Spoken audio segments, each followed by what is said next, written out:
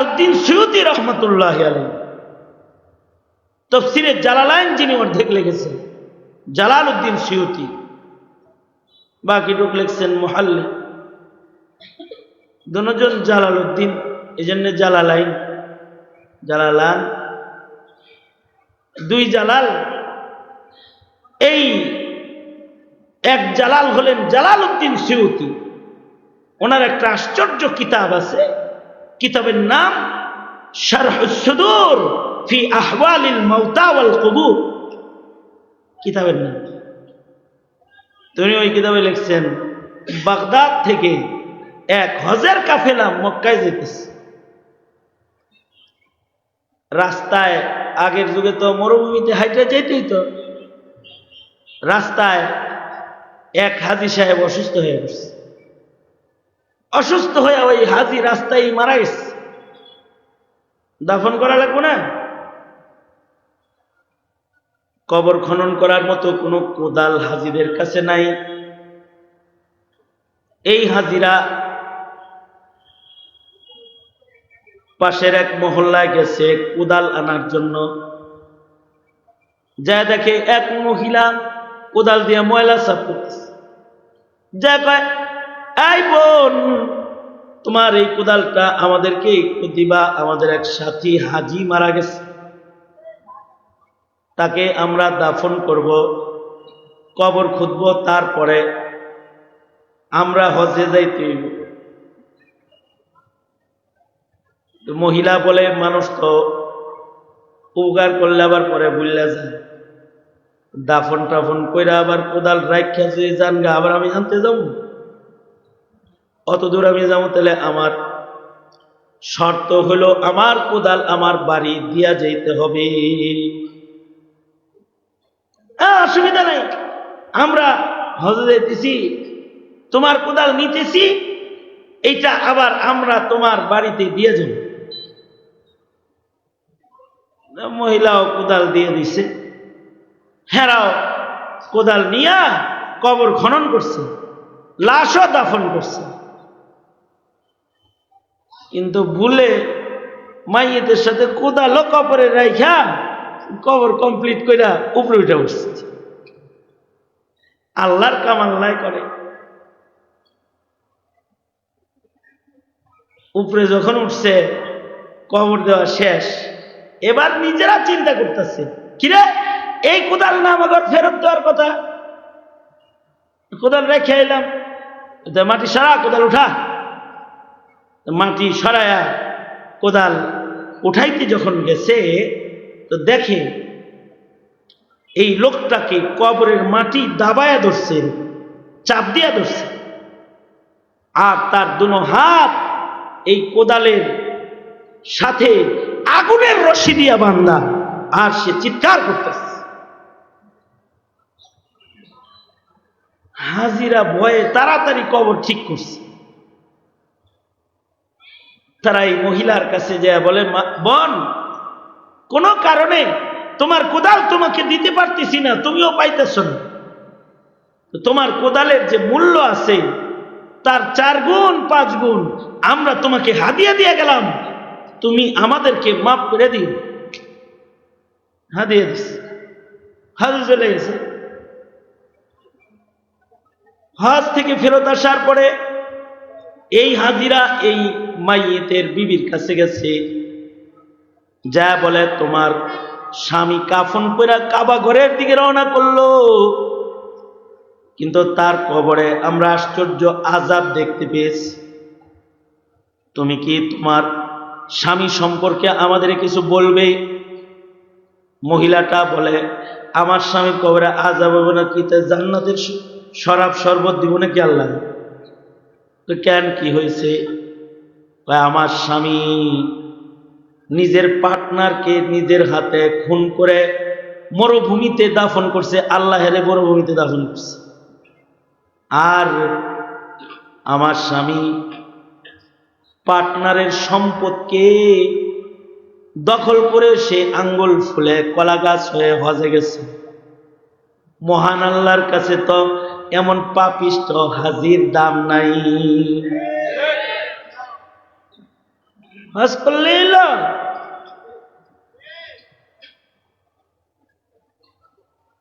খাচ্ছত ভালো করা লাগে।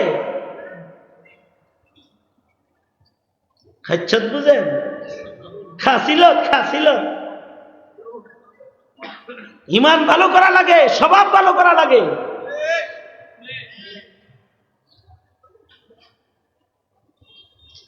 জাতির সম্পদ লুট করে কলা গাছ হয়ে দরবেশ বাবা দরবেশ হয়ে গেছে।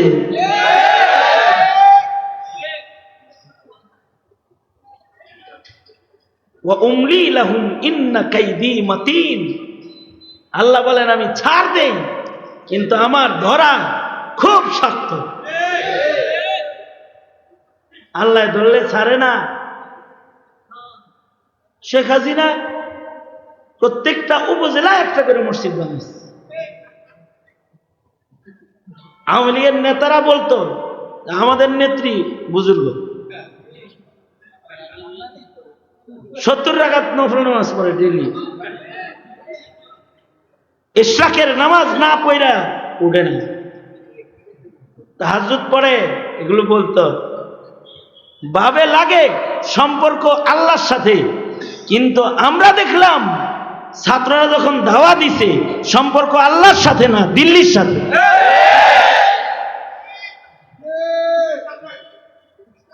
বুজুর্গি দেখাইলেই হয় না, আলহাজ হইলেই হাজি হয় না।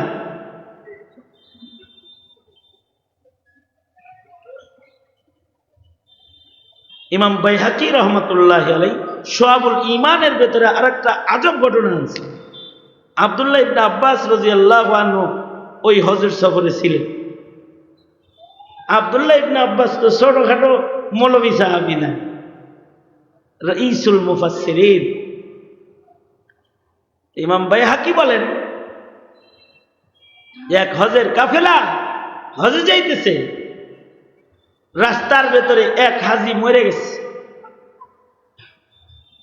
এই হাজিকে সাথীরা কবর দেওয়ার জন্য কবর খনন করছে, কিন্তু যেখানে কবর খনন করছে কবরের ভেতর থেকে সাপ, লাশ নামানোর আগেই বড় সাপ আয়া কবরে শুইছে। হাজিরা বয়ে আর এক জায়গায় কবর খনন করছে, নতুন কবর, ওটার ভিতরেও যায় সাপ বাইরে শুইছে। থার্ড টাইম আর একটা কবর খনন করছে দূরে, সেখানেও কবর খনন শেষ, এবার লাশ নামাইবার দেখে সাপ একটা বাইরে শুয়েছে। এই হাজিরা খবর পাইছেন পাশের কাফেলায় আব্দুল্লাহ ইবনে আব্বাস আছে। এরা আব্দুল্লাহ ইবনে আব্বাসের কাছে গেছে, যা বলে রাইসুল মুফাসসিরিন 3 জায়গায় কবর খুঁজলাম, 3 জায়গায় সাপ বাইরে, কি করি? আব্দুল্লাহ ইবনে আব্বাস বলে এটা সাপ না, এটা তার কোনো পাপ, এটা তার কোনো পাপ। তোমরা সারা দুনিয়ার যেখানেই কবর খনন করো এটা হেনে যাইবে।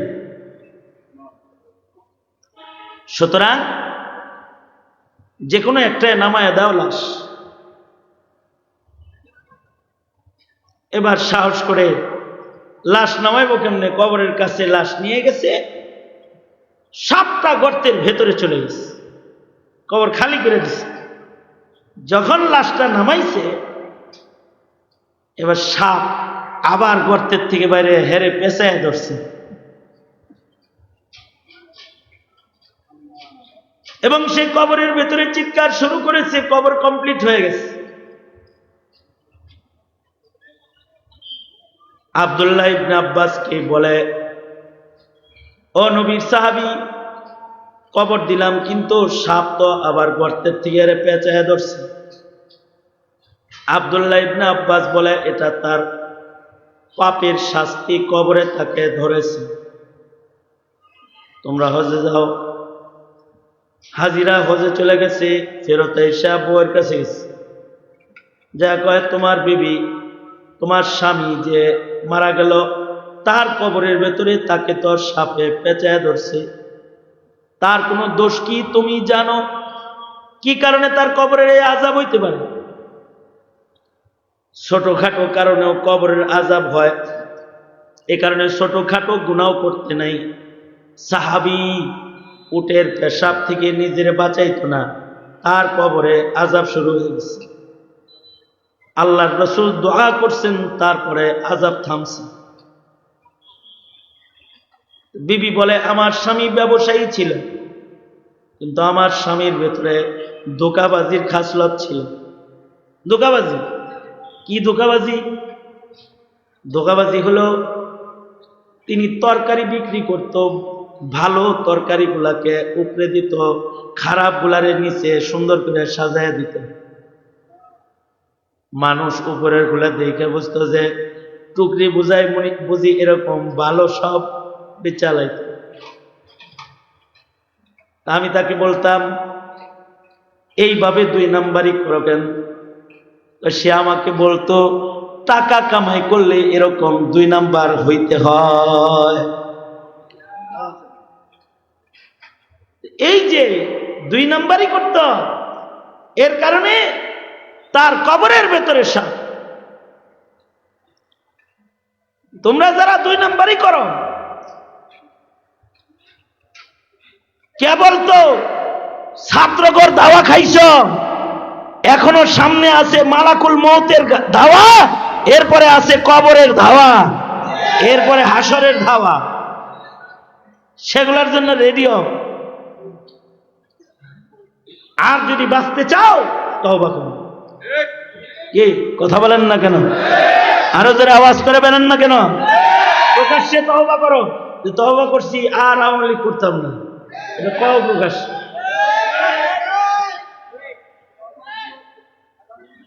যদি বিএমপি হয়ে যাও, তাও কিছু করার নেই, বেঁচে গেল। জামাত ইসলাম যদি হয়ে যাও, তাও বেঁচে গেল। আর যদি কও যে না, আমি সিল্লা লাগাইতে সালে যাবো বিদেশে, যাও গা সাল লাগাইতে। অনেকে গেছে গা, খোদ তোমাকে নেত্রী গেছে দিল্লি সাল লাগাইতে, কত নেতারা গেছে, যাও গা। আমাদের কিছু করার নাই, কিন্তু কিছু করব না। তুমি যদি ঘরে বসে থাকো যে আমি ট্রান্সজেন্ডার, আমি মহিলা, ঘরের বাইরে যাব না, কিছু আছে ঘরের বাইরে আসে। মানিক বাইরে ছিল তো জঙ্গল দিয়ে কলা পাতা বিছিয়ে শুয়েছিল,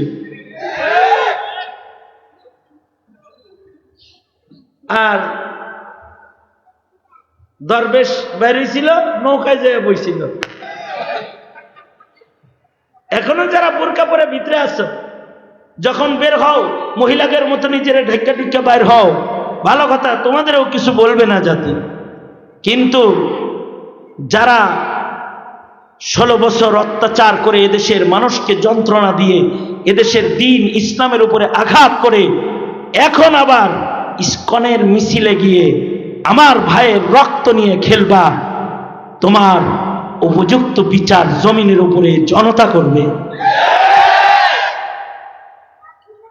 সুতরাং সাবধান, ভালো হয়ে যাও।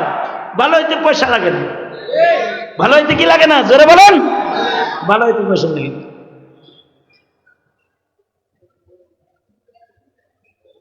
এগুলার তো তওবা টওবা করলে মাপ পাওয়ার একটা সুযোগ আছে।